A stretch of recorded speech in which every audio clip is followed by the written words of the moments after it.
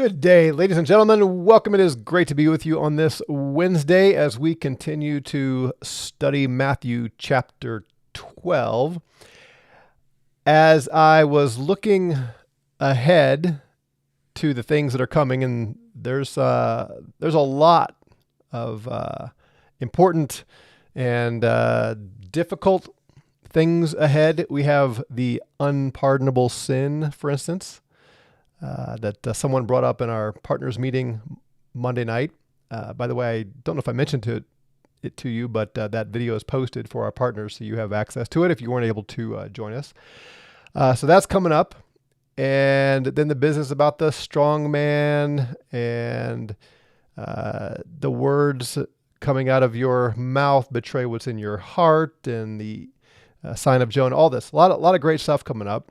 And as I was looking ahead and thinking through what's coming, I realized that I might be changing my view on the day of judgment in chapter 11. This was also raised. Darren, the big immerser guy, I don't know if he's with us today, but he asked me to walk through, if you remember, when Jesus talked about Chorazin and Capernaum and Bethsaida, and he compared them to Sodom and Tyre and Sidon. And he said, on the day of judgment, it'll be more tolerable for them than for you. And because of the phrasing, you'll be brought down to Hades, that sounds like physical judgment. That's not even the right way to say it. That sounds like judgment as in they're all going to die. So I took that as the judgment coming in 70 AD. And I acknowledge that the wording is difficult there. But because of that, that's what makes sense. Well, looking ahead to chapter 12, I'm going to probably change my position on that because we have similar sentiments coming. And I found a textual variant that I somehow missed as we were going through chapter 11 that may also play into it. So I'll revisit that as we get to the judgment here in chapter 12. So I just want to acknowledge this is how I think we have to study the Bible. Continuing reading in broader chunks, and in this case, I didn't follow my own rule by keeping the whole broader context in mind, and that gave me too narrow of a grid of interpretation of chapter 11, and I should have kept going and thought this through. So we just always have to be willing to no, it's not a DGM revision. I'm not revising my exegetical method. I was just wrong. So, all right. Well, we'll look at that when we get there. Today we're looking at something that at some level is very simple, straightforward, and another level raises some questions too. All right. So chapter 12, verse 22. There we go. Then was brought to Jesus a demoniac, blind and mute, and Jesus healed him so that the blind and mute both spoke and saw. A couple things grab my attention here. Maybe this one most of all. It sure seems like the language here is saying that the demon is the cause of this man being blind and unable to speak. Right? Isn't that how it reads to you? Should raise the question for us, do demons still have that power and ability today? I'm not sure that there's any reason to think they don't. Maybe. But if that's the case, does it make you wonder, why do we never consider the cause of blindness or muteness as demonic work?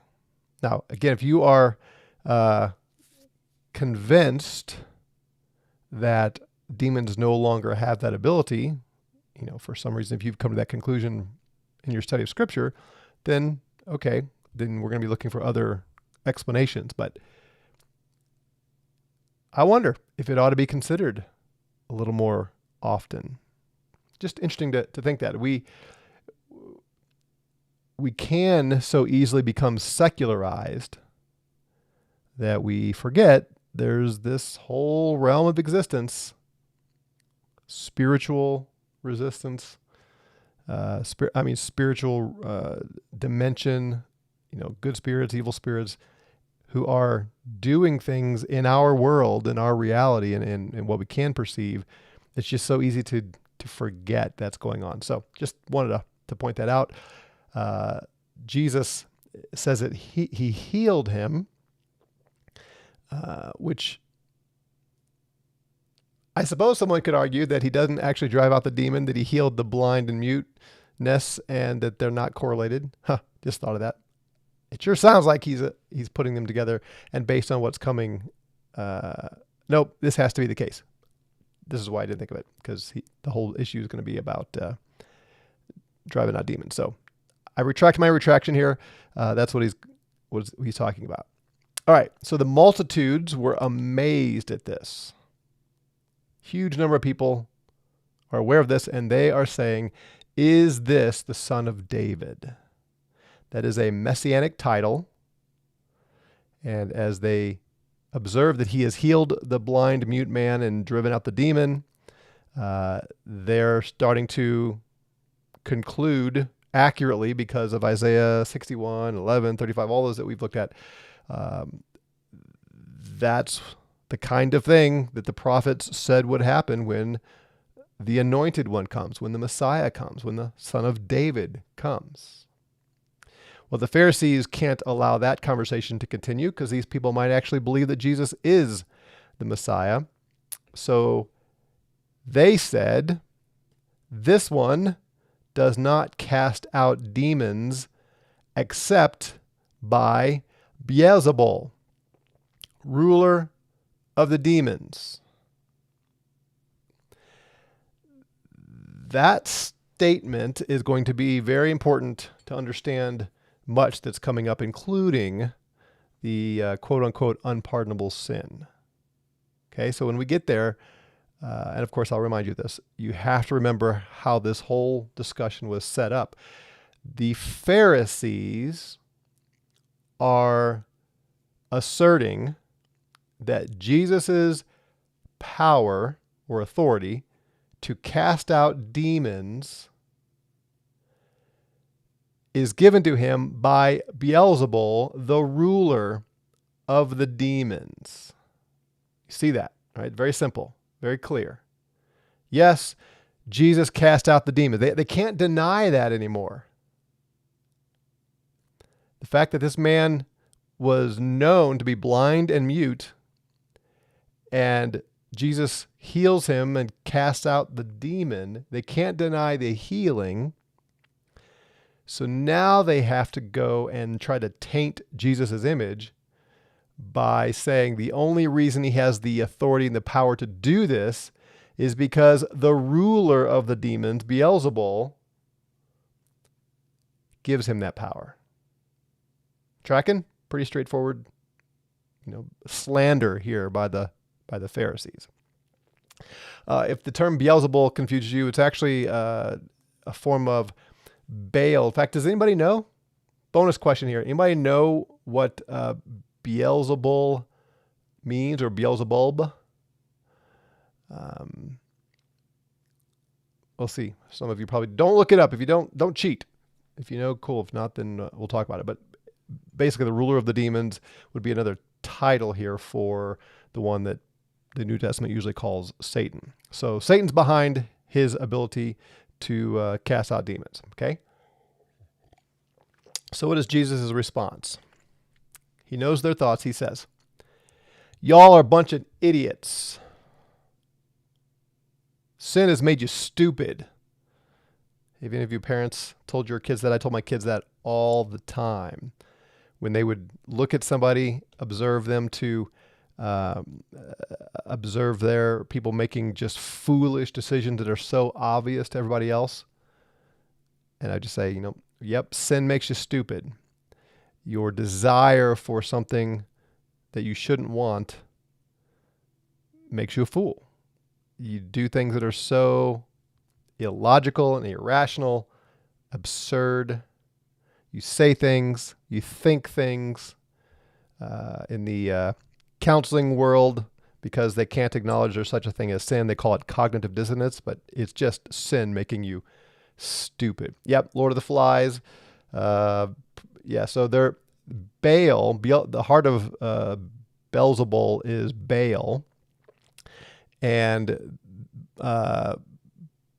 Beelzebul, I may get this backwards. Beelzebul, I believe, means the chief Baal or God. And in mockery, they would say Baal was Beelzebub, the Lord of the Flies, which is interesting since we have a book called Lord of the Flies that somehow makes it on the must-read list for students all the time. Seems like. Sana says that makes the book make a whole lot more sense. Yeah, there you go. Stop Gugu's mooing, probably not spelled at all. What in the world?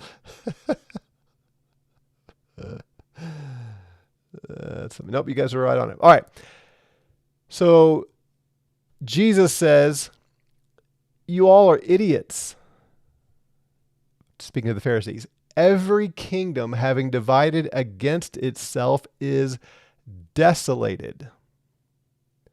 And no city, no household, having been divided against itself, stands. And if Satan casts out Satan against himself, he was divided. How then does his kingdom stand? You see the point? All right, Pharisees, let me get this straight. Satan's demons were occupying this man and made him blind and mute. Right? Satan sent these demons to occupy this man and make him blind and mute. And then Satan gives me the authority to cast them out.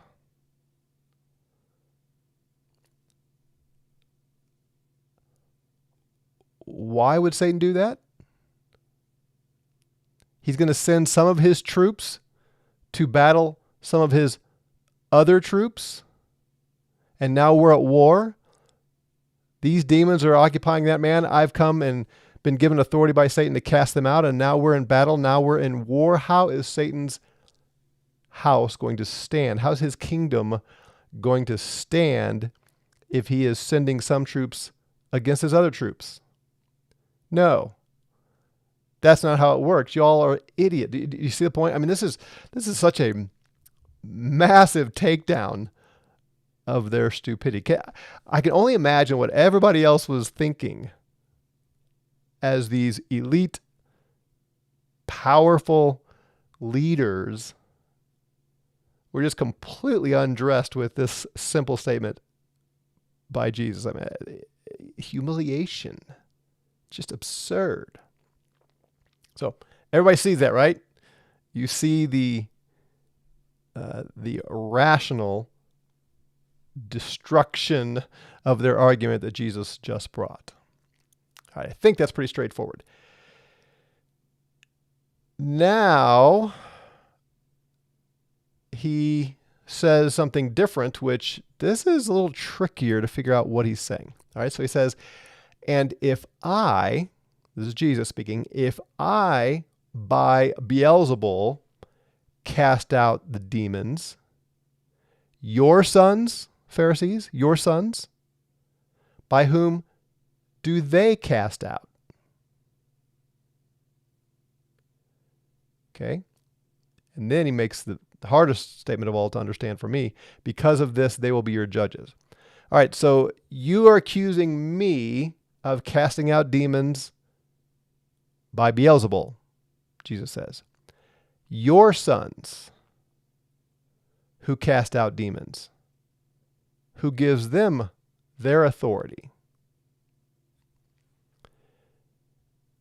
Because of this, they will be your judges.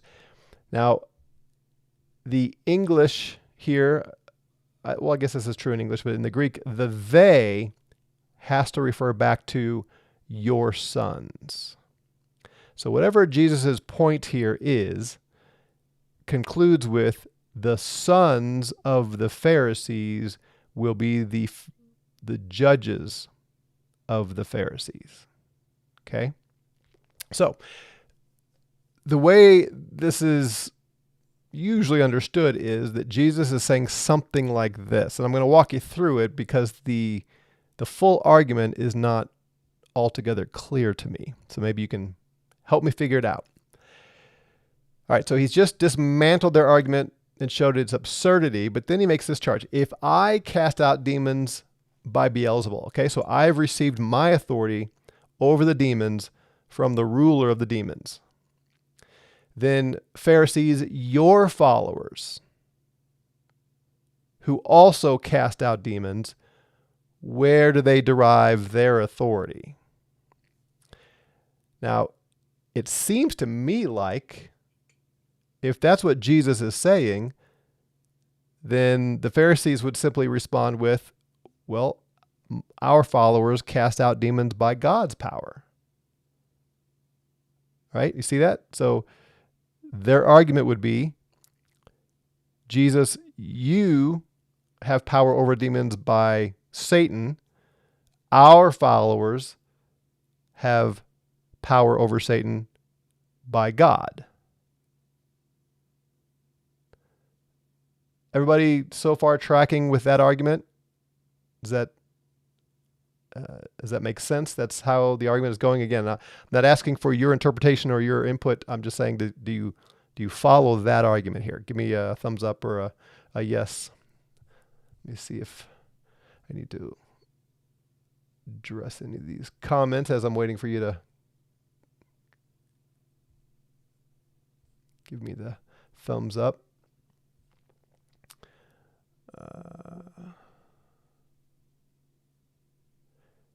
Eddie says, none of us interpret everything perfectly, but we must maintain the humility and teachability to change and come to the correct view. Indeed, we should always be that way.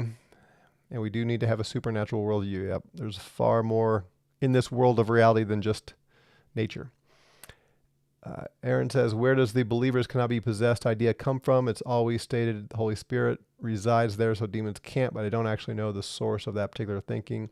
Yeah, and that just raises the whole question of even the terminology about possession, which isn't the normal, what is usually translated demon possession. The word possess is often not there. Yeah, all that language gets fuzzy to me. We'll have to save that for a deeper discussion maybe.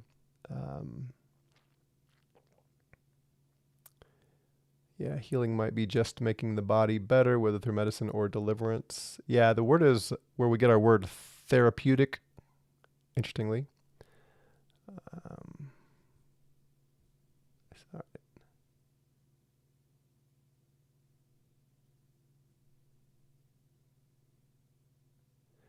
All right, you guys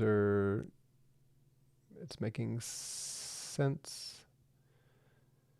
Assuming the Pharisees were actually casting out demons. All right, so you give me the thumbs up on the...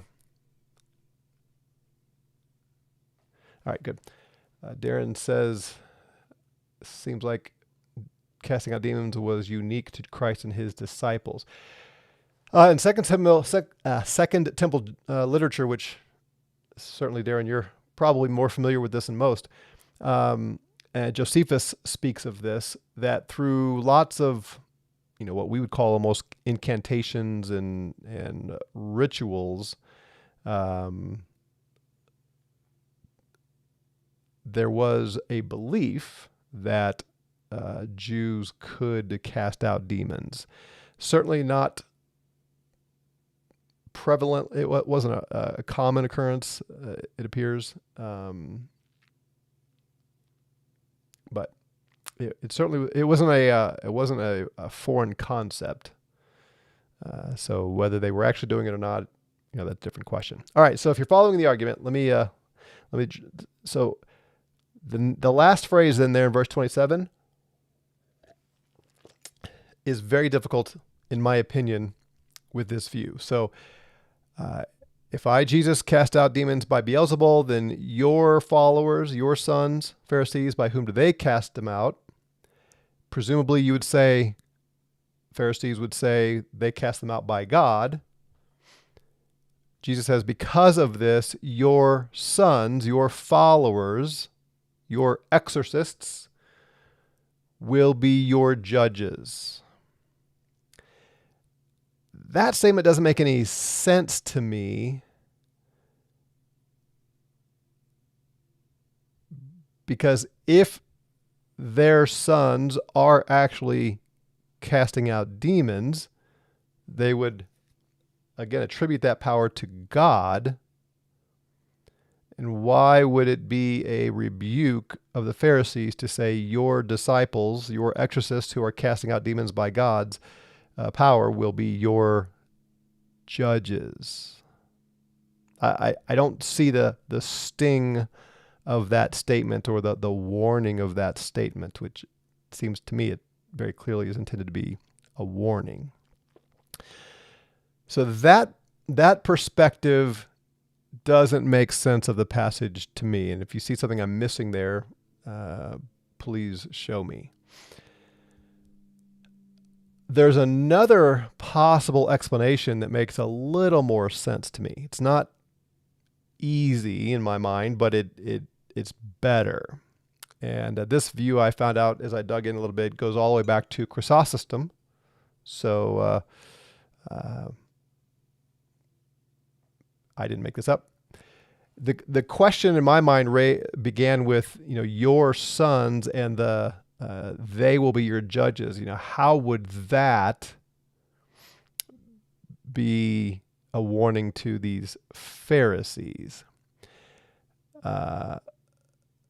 Dale says maybe the they refers to the demons. The they can't refer to the demons.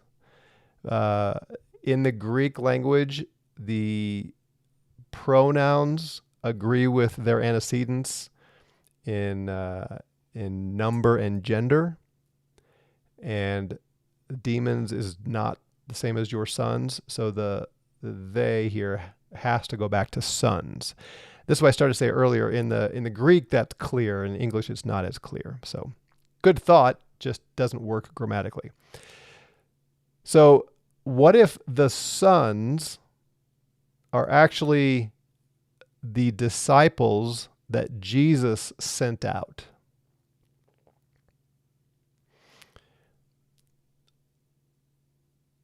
Now, I know that sounds strange to our ears to think he would call them your sons, but maybe not. If so, the argument would go like this. If I am casting out demons by the power of Satan, the others around here who have been casting out demons, your sons, now obviously Jesus is the one that sent them out and gave them the power, but your sons, you all have observed, you've heard about the 12 that I sent out, healing and doing miracles and casting out demons. They're your sons in the sense that they were under the influence and the teaching of the Pharisees before Jesus showed up. Where'd they get their power? Are you Pharisees going to argue that they are casting out demons by Beelzebul as well?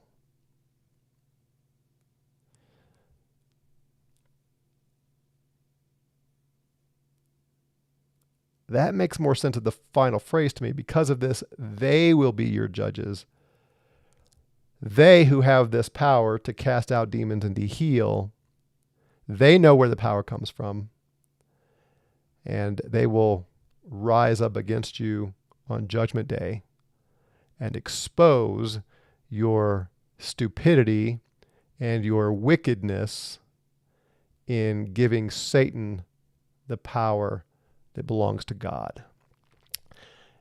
It's not without question in my mind, but that makes far more sense than the alternative. So that's what I think is more likely the case. Are you, again, whether or not I've persuaded you, does that argument make sense? Do you understand what I'm presenting there?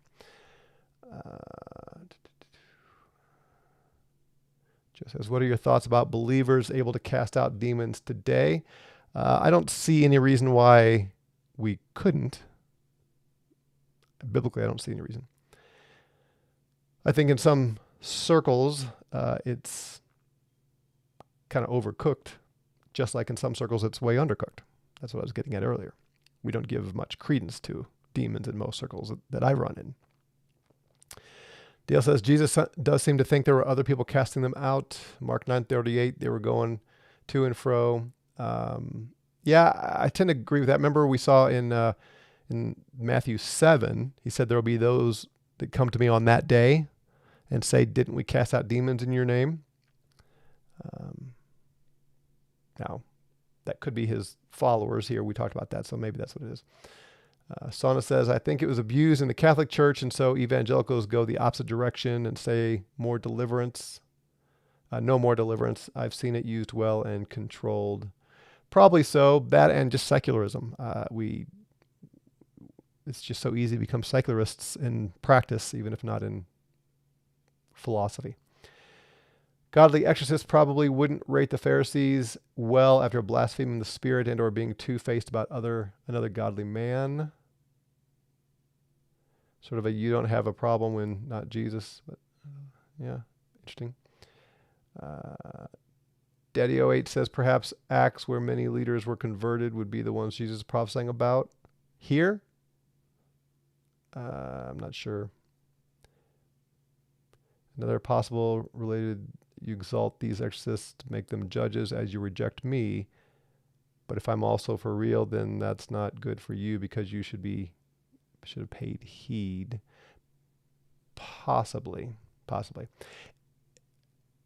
Anyway, wrestle with it. I don't know that at the end of the day it makes that much difference. I'm just trying to, make sense of the language.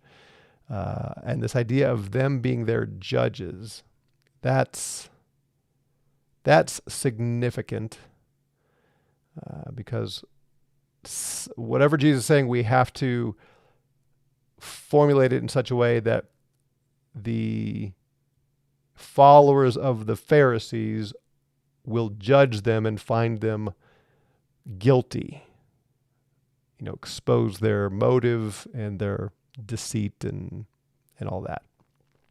So I'm not sure how Jewish exorcists would do that, but meaning the followers of Pharisees, but the followers of the Pharisees who are now empowered by Jesus to do it, that seems closer.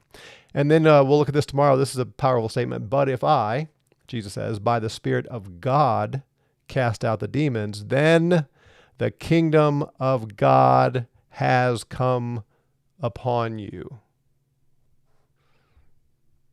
Which is consistent with everything we've been seeing, and Jesus says it here very clearly. All right, I'm going to leave it there. You can wrestle with that, and if you come up with a clearer understanding of this than what I presented, then please let me know in the comments. Let's keep working through this and read ahead to chapter 12, through chapter 12, and see what's coming. All right, have a great day. We'll see you tomorrow. Grace and peace to you.